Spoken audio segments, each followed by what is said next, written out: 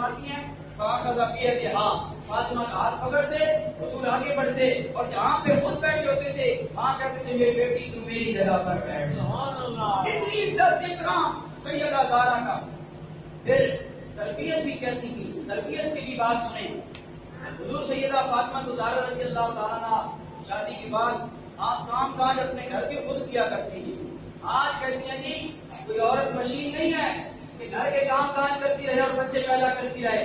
آج کی عورت کا یہ نعرہ، آج کی بے حیا عورتوں کا، ساری کا نہیں، اللہ تعالیٰ کی ایک دنیا آج بھی موجود ہے جو حیا اور شرم کا پیکر بن کر زندگی گزار رہی ہے۔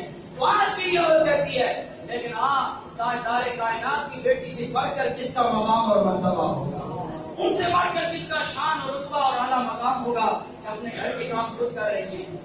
گئی تو ایک مرتبہ آ گئی، پتہ چلا کہ بہت ساری لونڈیاں اور نوکر جا کر حضور کی بارگاہ میں گرفتار ہو کر آئے ہیں گھر سے۔ کہتی ہیں حضور کی بارگاہ میں گئی عرض کرنے کے لیے، عرض کیا ابا جان، حضور نے فرمایا بیٹی کیوں آئی؟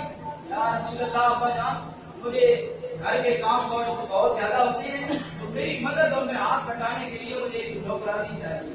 حضور علیہ السلام نے فرمایا میری بیٹی فاطمہ تجھے نوکرانی نہیں مل سکتی، تجھے نوکرانی نہیں مل سکتی، جب تک میرے مصطفیٰ میرے غلاموں کے کام نہیں پھنس جاتے تجھے نوکرانی نہیں مل سکتی۔ پہلے میں اپنے کلمہ پڑھنے والے اصحاب صفہ کے گھروں کو بساؤں گا، ان عورتوں کی شادیاں میں اپنے صحابہ سے کروں گا، پہلے ان کے گھر بساؤں گا۔ اور اے میری بیٹی فاطمہ تجھے نوکرانی کی ضرورت نہیں ہے، میں تجھے ایک وظیفہ بتا دیتا ہوں، وہ وظیفہ کرتی جا، اللہ تعالیٰ تیرے گھر کے کاموں میں مدد کرتا جائے گا۔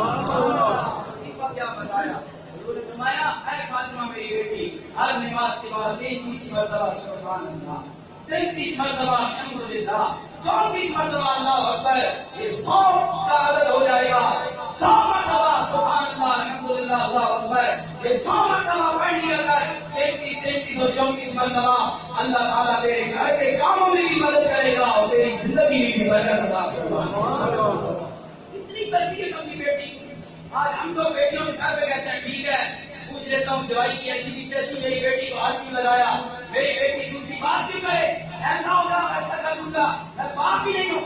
اپنی بیٹی کو سمجھا میرے مسلمان بھائی، کیونکہ عورتوں کی عقل کم ہے مرد کی بنسبت، عورتیں جذباتی ہوتی ہیں، اس لیے عورت کو فراغ نہیں بنایا گیا۔ اللہ تعالیٰ کے قرآن میں کہا الرجال قوامون علی النساء، عورتوں کے حکمران میں نے مردوں کو بنا دیا۔ قرآن کا فیصلہ ہے، عورت مرد کیوں حکمران بنا؟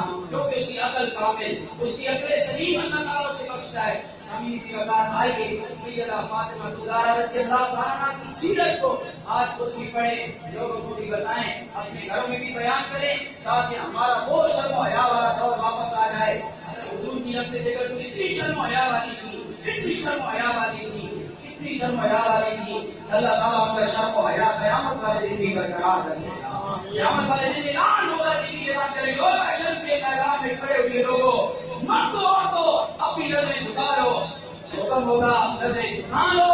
عرض کریں گے فرشتوں کیوں نظریں جھکا رہے ہو؟